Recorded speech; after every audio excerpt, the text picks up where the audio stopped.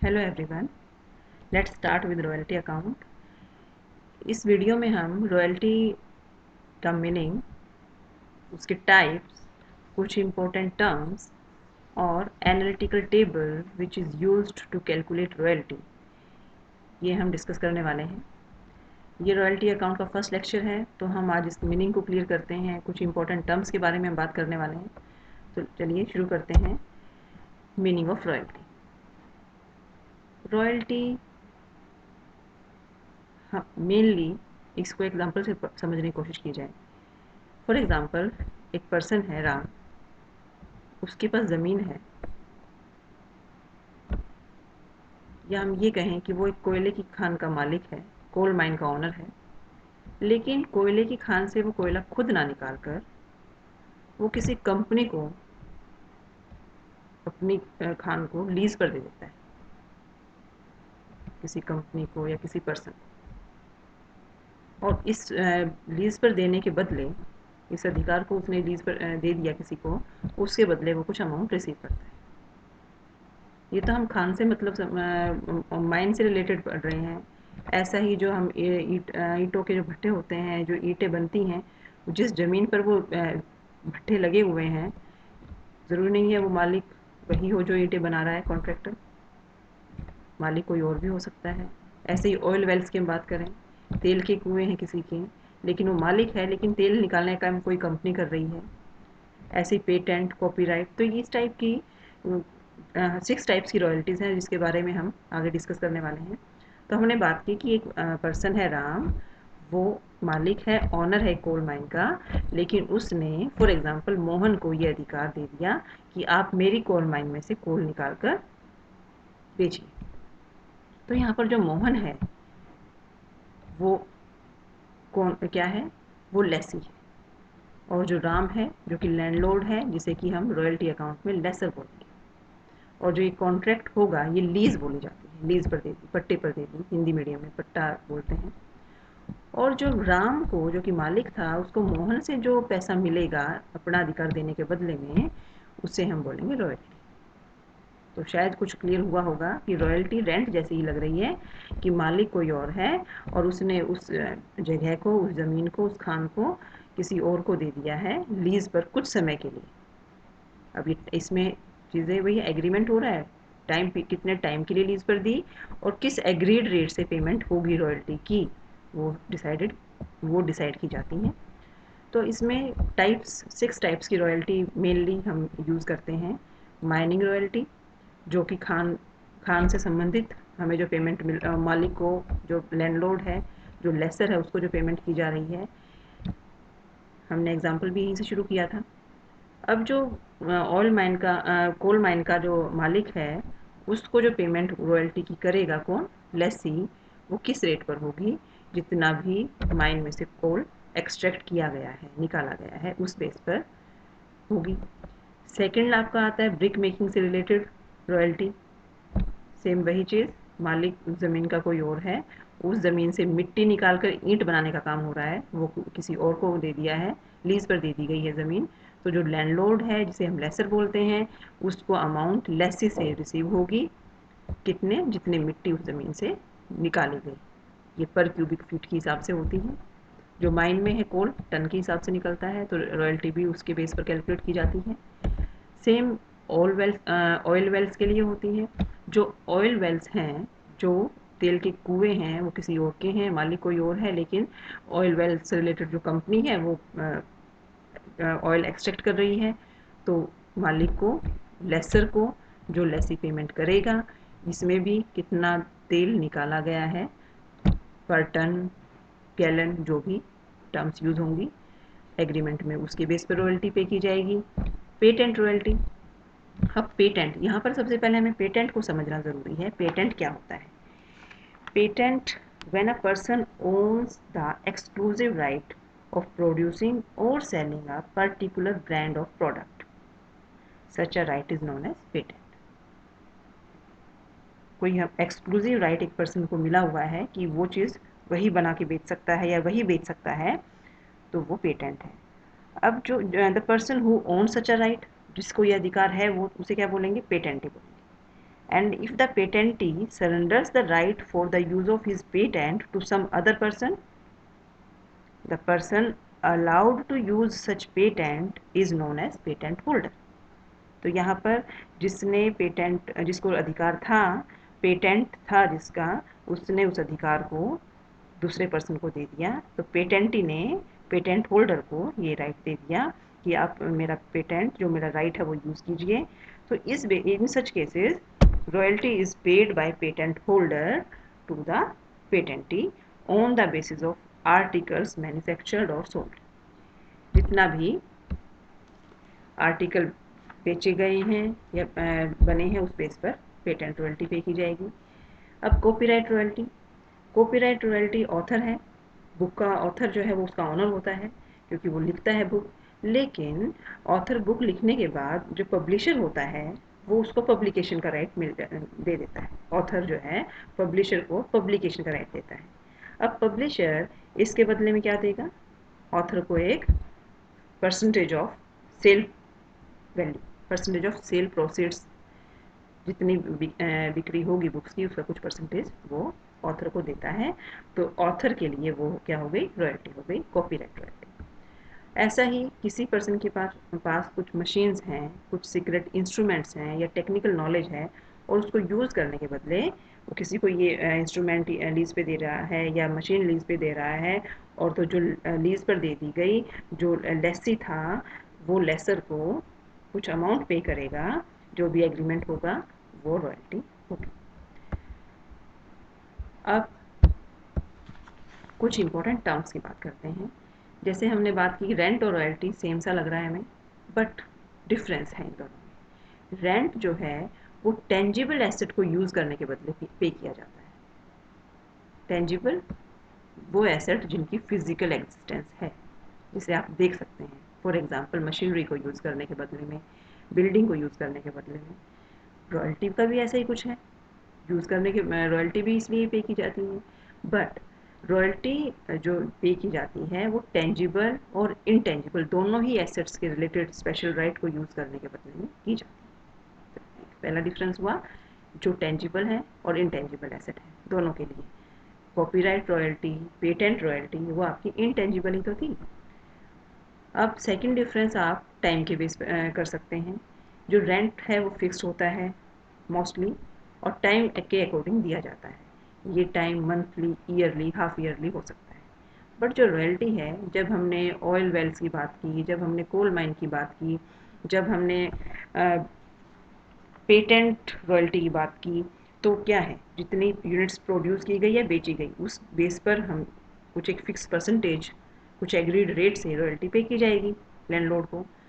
तो रॉयल्टी क्या होगी? प्रोडक्शन भी चेंज होता रहता है, सेल्स भी चेंज होती रहती है, तो रॉयल्टी भी चेंज होगी।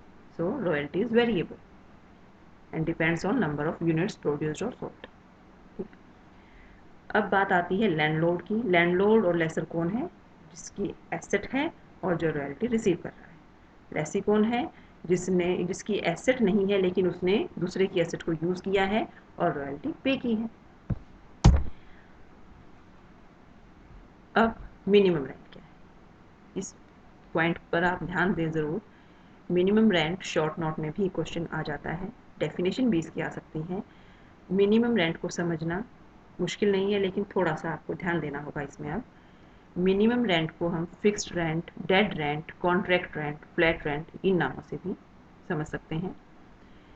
अब मिनिमम रेंट का यूज़ क्या है या ये क्या होता है?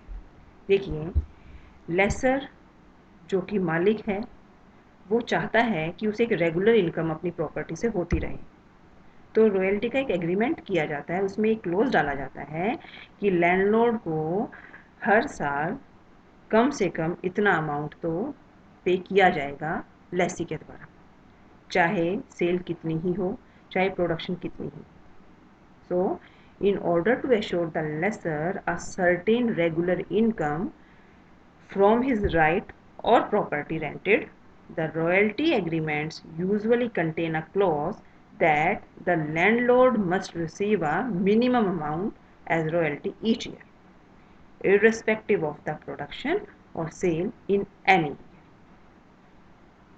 समझ में आ गया कि कम से कम जितना अमाउंट पे किया जाएगा, चाहे कितनी ही सेल हो, चाहे कितना ही प्रोडक्शन हो, तो लैंडलॉर्ड को जो अमाउंट ये मिलता है इसे मिनिमम रेंट कहते हैं।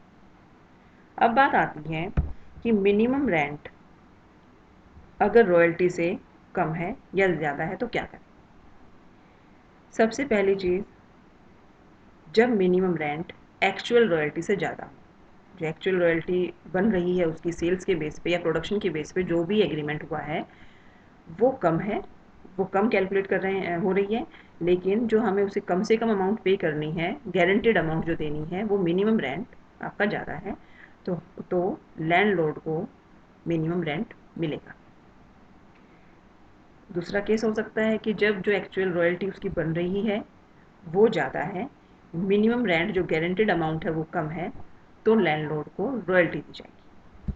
ठीक है, यहाँ पर एक चीज़ का बहुत ध्यान रखने वाली बात है कि मिनिमम रेंट के लिए कंडीशन दी हो सकती है आपके क्वेश्चन में, एग्रीमेंट में। वो क्या? That minimum rent may be the same for each year और मे वेरी फॉर डिफरेंट ईयर्स। हर साल अलग अलग हो सकता है, 2 साल एक सा रहेगा, जो भी एग्रीमेंट होगा उस बेस पर ही हम मिनिमम रेंट की कैलकुलेशन करेंगे।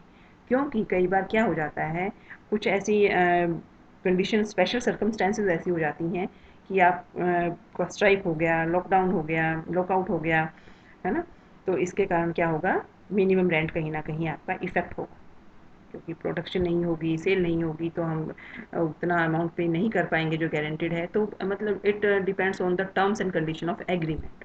ठीक है, तो मिनिमम रेंट का आप ध्यान रखें, व्हाट इज़ इट, ये इंपॉर्टेंट है, मैं फिर कह रही हूँ, इसको शॉर्ट नोट की फॉर्म में 2 मार्क्स की डेफिनेशन में और साथ ही साथ न्यूमेरिकल में बहुत अच्छे से यूज़ करना है। And the next one is short working. अब अभी अभी हमने क्या पढ़ा, रॉयल्टी और मिनिमम रेंट, इन दोनों में डिफरेंस हो सकता है, एक्सेस हो सकती है एक चीज़, लेकिन शॉर्ट वर्किंग क्या होगी, जब मिनिमम रेंट ज़्यादा हो जाए रॉयल्टी से तो वो शॉर्ट वर्किंग है, जब रॉयल्टी मिनिमम रेंट से ज़्यादा हो तो वो शॉर्ट वर्किंग नहीं है। ठीक है, तो minimum rent is the excess of minimum rent over actual royalty is termed as short working।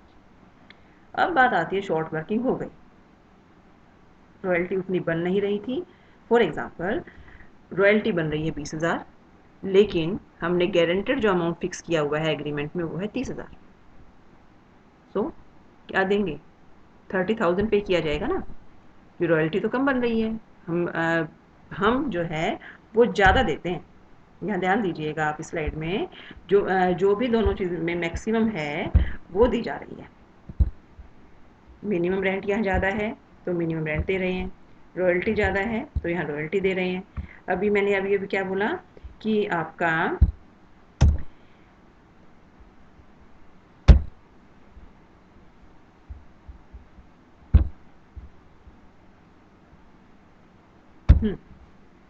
तो अभी क्या हुआ, मिनिमम रेंट हमने कहा कि 20,000 रॉयल्टी बन रही है, मिनिमम रेंट 30,000 फिक्स किया हुआ है, तो हम 30,000 देंगे, तो 10,000 हो गई शॉर्ट वर्किंग। अभी 10,000 तो लेसी को लॉस हो गया, लेसर को चलो फ़ायदा है, उसको तो मिल ही रहा है, लेसी को अब लॉस हो गया है, तो जो लेसी है वो उसको रिकूप करता है, राइट ऑफ करता है, तो शॉर्ट वर्किंग का ख़त्म करना, रिकूप करना कहलाता है। Short working can be recouped or write off by the lessee in subsequent years when royalties are in excess of the minimum rent। अब ये कब रिकूप की जाएगी, जिस ईयर में रॉयल्टी ज़्यादा है, मिनिमम रेंट कम है, तो उस ईयर में हम इस लॉस को राइट ऑफ कर लेंगे, कौन, लेसी राइट ऑफ कर लेगा किसको, शॉर्ट वर्किंग, किस कब, जब रॉयल्टी जिस ईयर में ज़्यादा होगी तब। अब इसके लिए 3 कंडीशंस हैं। अब जो ये 3 कंडीशंस हैं ये आप न्यूमेरिकल में अच्छे से समझने वाले हैं, और मैं न्यूमेरिकल में ही इसको क्लियर करूँगी मेनली। अब without any time limit, recoup during first 3 years और रिकूप नेक्स्ट और सब्सिक्वेंट और फॉलोइंग फ्यू ईयर्स, ये 3 चीज़ें। तो सबसे पहले फॉर एग्जाम्पल से समझने की कोशिश करते हैं इसको। पहली कंडीशन है विदाउट एनी टाइम लिमिट। अब एग्जाम्पल को ध्यान से समझिएगा, सुनिएगा, if a mine is leased for 10 year, 10 साल के लिए एक खान हमने लीज पर दी, and if the figures of production for only 4 years are given in the question. हम यहाँ फर्स्ट की बात कर रहे हैं, फर्स्ट है विदाउट एनी टाइम लिमिट। तो 10 ईयर के लिए एक माइन को लीज पर दिया गया, लेकिन क्वेश्चन में 4 साल की ही फिगर्स प्रोडक्शन की गिवन है। तो इस केस में क्या होगा? द अनरिकूप्ड शॉर्ट वर्किंग, क्योंकि रिकूप हम कब कर रहे हैं? जिस साल रॉयल्टी ज़्यादा है। तो कुछ पार्ट ऐसा होगा, हम तो अकाउंट 4 साल के लिए बनाएंगे, कुछ पार्ट ऐसा होगा जो अनरिकूप्ड रह जाएगा, राइट ऑफ वे बिना रह जाएगा। Then the unrecouped short working at the end of 4th year should not be transfer to profit and loss account, क्योंकि जो राइट ऑफ नहीं की जाती है शॉर्ट वर्किंग, वो प्रॉफिट एंड लॉस में जाती है। अब हम अगले स्लाइड में उसको देखेंगे कि क्या स्टेटमेंट बन रहा है, कहाँ पर ये जाती है। तो उसको हम 4 साल में ही P&L में नहीं ट्रांसफ़र करेंगे, क्योंकि अभी तो टाइम बचा हुआ है, कोई टाइम लिमिट तो दी नहीं थी कितने टाइम में हम शॉर्ट वर्किंग को रिकूप करें। बट इसको हम कहाँ शो करेंगे? इसको हम बैलेंस शीट में शो कर देंगे जो शॉर्ट वर्किंग रिकूप नहीं हुई है। अब इस चीज़ के बारे में भी हम इसको अच्छे से समझेंगे जब न्यूमेरिकल करेंगे। अब बात आती है शॉर्ट वर्किंग सेकंड वाली, when short working can be recouped during first 3, 4 और 5 ईयर्स। अब यहाँ पर there may be a clause in the agreement that the short working can be recouped in the given first few years. For example, mine को हमने 1991 में lease पर दिया, 10 year के लिए लीज पर दिया, और क्वेश्चन में गिवन है कि जो शॉर्ट वर्किंग रिकूप की जाएगी वो 4 ईयर में की जाएगी, ड्यूरिंग 4 ईयर। जैसे ही शॉर्ट वर्किंग हुई ड्यूरिंग 4 ईयर उसको हम रिकूप कर देंगे। तो जो 91 में अगर कोई शॉर्ट वर्किंग हो जाती है तो उसे हम 94 तक ही रिकूप कर सकते हैं। उसके बाद कुछ अमाउंट जो कि बच गया है राइट ऑफ हुए बिना, रिकूप हुए बिना, उसको हम प्रॉफिट लॉस में ट्रांसफ़र कर देंगे। जितना बैलेंस अनरिकूप्ड रह गया है उसको प्रॉफिट एंड लॉस में डाल देंगे।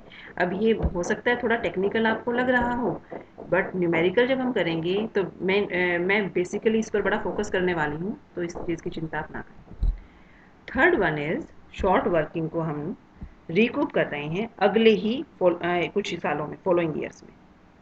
अब भी हम यहाँ एग्जांपल ले लेते हैं। फॉर एग्जांपल यही एक माइन है, इसको 91 में 10 ईयर के लिए लीज पर दे दिया, और एग्रीमेंट में क्या कहा हुआ है that each year's short working may be recouped during the subsequent 3 years.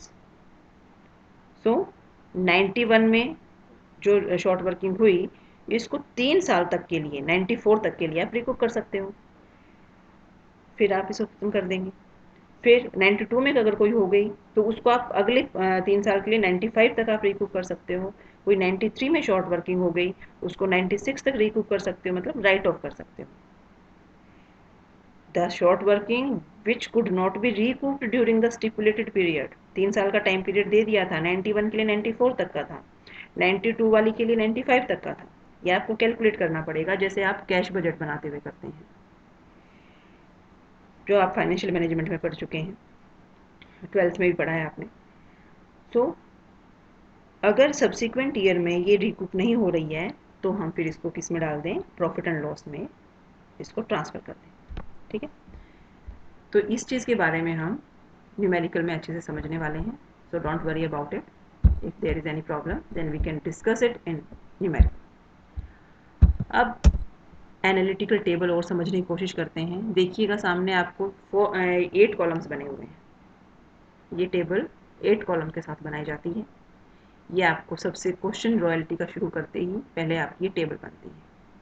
Royalty का क्वेश्चन कल हम न्यूमेरिकल नेक्स्ट उसमें हम वीडियो में करने वाले हैं। तो इसमें देखिएगा सबसे पहले कॉलम में ईयर लिखा जाता है, फिर जितनी प्रोडक्शन है, आउटपुट है वो, फिर रॉयल्टी का अमाउंट जो बना, फिर कम से कम कितना रॉयल्टी कितना अमाउंट पे करना है, दैट इज़ मिनिमम रेंट, फिर कितना मिनिमम रेंट रॉयल्टी से ज़्यादा हो गया, दैट इज़ शॉर्ट वर्किंग, फिर शॉर्ट वर्किंग रिकूप कर रहे हैं, कितनी राइट ऑफ कर दी है हमने, ये हमें बड़ा न्यूमेरिकल में ध्यान देना है। फिर कुछ जो शॉर्ट वर्किंग है वो रिकूप नहीं हुई है, मतलब अनरिकूप रह गई है, उसे हम प्रॉफिट एंड लॉस में डाल देंगे, और जितना अमाउंट लैंडलॉर्ड को पे किया जा रहा है वो अमाउंट यहाँ लिखेंगे। इससे रिलेटेड एंट्रीज क्या होंगी और ये न्यूमेरिकल कैसे करना है, ये टेबल कैसे बनेगी, वो हम नेक्स्ट वीडियो में करने वाले हैं। So that's all for today. Thank you very much. I hope आपको ये समझ में आ गया होगा।